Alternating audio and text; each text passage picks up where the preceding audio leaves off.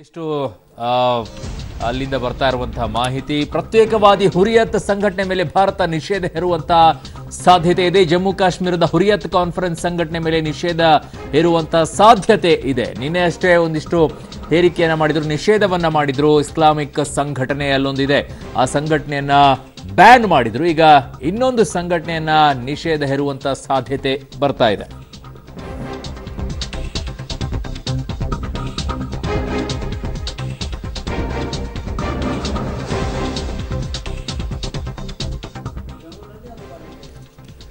ಪ್ರತ್ಯೇಕವಾದಿ ಹುರಿಯತ್ ಸಂಘಟನೆ ಮೇಲೆ ಭಾರತ ನಿಷೇಧವನ್ನು ಹೇರುವಂತಹ ಸಾಧ್ಯತೆ ಇದೆ. ಜಮ್ಮು ಕಾಶ್ಮೀರದ ಹುರಿಯತ್ ಕಾನ್ಫರೆನ್ಸ್ ಸಂಘಟನೆ ಮೇಲೆ ನಿಷೇಧ ಹೇರುವಂತಹ ಸಾಧ್ಯತೆ ಇದೆ.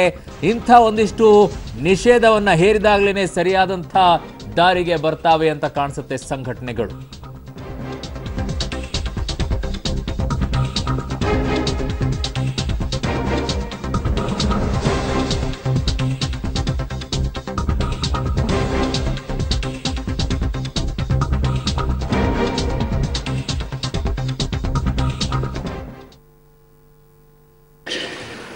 In this year, the OIC is celebrating its Golden Jubilee, the United Arab Emirates is celebrating Year of Tolerance, and India is celebrating the 150th birth anniversary of Mahatma Gandhi, a global symbol of truth and non-violence.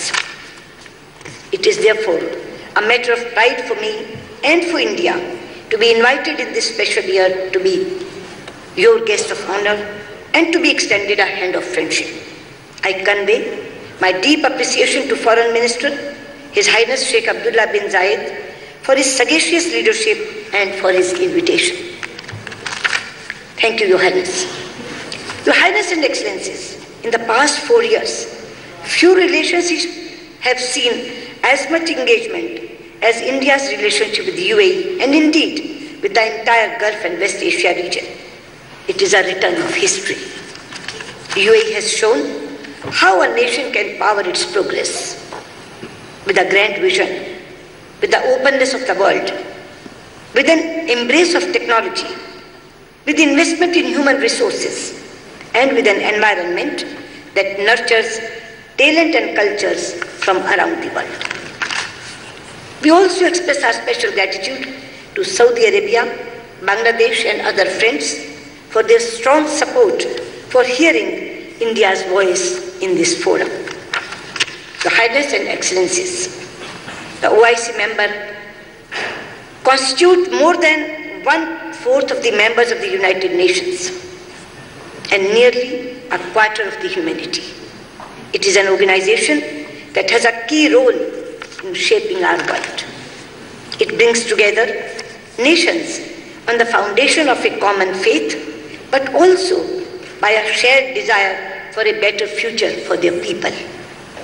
From Southeast Asia to the shores of Latin America, from the steppes of Central Asia to the vast expanse of the African continent, from South Asia to the great arc of West Asia and North Africa, the nations represented here also reflect a magnificent diversity of language and literature, customs and culture, history and heritage. Your Highness, Excellencies, India shares much with you. Many of us have experienced the dark days of colonialism. Many of us saw the light of freedom and the bright ray of hope at the same time. We have stood together in solidarity in our quest for justice, dignity and equality of all people, regardless of race and religion. We have worked together to fashion global institutions into representative platforms, defined not by the interest of a few, but the voice of all sections of humanity. We have together struggled for a world where access to resources, markets, and opportunities is fair and balanced. And with so many nations here, India has forged deep bonds of friendship and close partnership. Friends, as India's economy has grown and become more integrated with the world, these partnerships have become stronger. We have excellent political ties marked by warmth, respect and goodwill. With many, we have expanding defense and security cooperation. Our economic engagement is robust and growing rapidly. Our digital partnerships are shaping the course of our future, and our ties have the warm glow of deepening human and cultural links.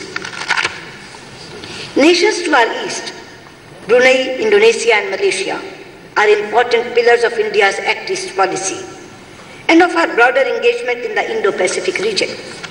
In our neighborhood, with Afghanistan, Bangladesh and Maldives, we have ties forged in our shared struggles and sacrifices, in the immeasurable warmth of our hearts, and in our unwavering commitment to the security and prosperity of our people and region. In Central Asia, where human aspirations linked us across the mightiest mountains since ancient times, we are rebuilding our relationship along new routes of possibilities. We do this especially with and through Iran, a country with which we not only share civilizational and cultural links, but a partnership that is vital for stability and prosperity in our region. In West Asia, our solidarity with the aspirations of the Palestinian people have remained unwavering. Our international journey was often pursued in close partnership with Egypt. Iraq and India have stood together in our triumphs and trials. We have with great admiration supported Jordan's efforts in strengthening the voices of moderation and building bridges of understanding between faiths. Further to the west, with nations like Tunisia, Morocco and Algeria, we work for a shared desire for a more inclusive world. With Turkey, a nation with which we have many strands of connected history, we are imparting new momentum to our ties. Our many friends from Africa are here. It is a friendship of deep emotional bond that comes from shared struggle for freedom and for a voice and a place in the world.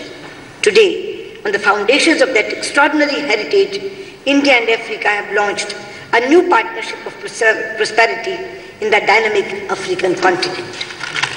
And here in our neighborhood of the Gulf region, our relationships are as old as time. The tides of Arabian seas have carried forth our timeless links of trade, culture and religions. Presently, the Gulf region is our largest market, supplier of energy and source of remittances. More than 8 million Indians living in the region are the 8 million vibrant threads of this partnership. But now our relationship is much more than that. Thanks to the extraordinary effort and attention by Prime Minister Narendra Modi and the leadership of the region. It is an indispensable strategic and security partnership and a natural economic partnership of immense value to our nations and for our shared region.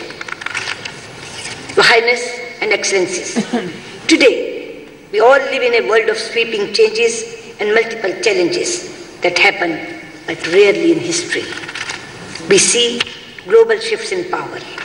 The center of gravity of the global economy is moving to Asia. The international order we are familiar with is changing. Freedom, opportunities, connectivity, health, education and prosperity are more widespread than ever before. The time it takes nations to lift people out of poverty is getting shorter.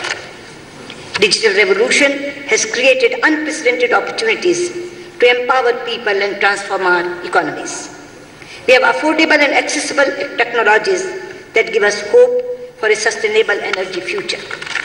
Yet, we also live on the edge of uncertainties. Tensions, turbulence, disputes, violence, dislocation, displacement are also at a high. Conflicts within and between societies are rising. We are also seeing the human and economic costs of climate change. And we are witnessing the terrible daily destruction in senseless terrorist violence. It is destroying lives, destabilizing regions, and putting the world at great peril. The reach of terror is growing. Its lethality is increasing, and the toll it is taking is rising. In the rich diversity of Southeast Asia, in West Asia and the Gulf, in North Africa and Sahel region, in Europe and North America, in Afghanistan, Bangladesh and India, we see the terrible face of terror. Excellencies and Your Highness, terrorism and extremism bear different names and labels. It uses diverse causes, but in each case, it is driven by a distortion of religion and a misguided belief in its power to succeed. The fight against terrorism is not a confrontation against any religion. It cannot be. Just as Islam literally means peace, none of the 99 names of Allah mean violence. Similarly, every region in the world stands for peace, compassion, and brotherhood. There is a verse in the Holy Quran which says, La ikraha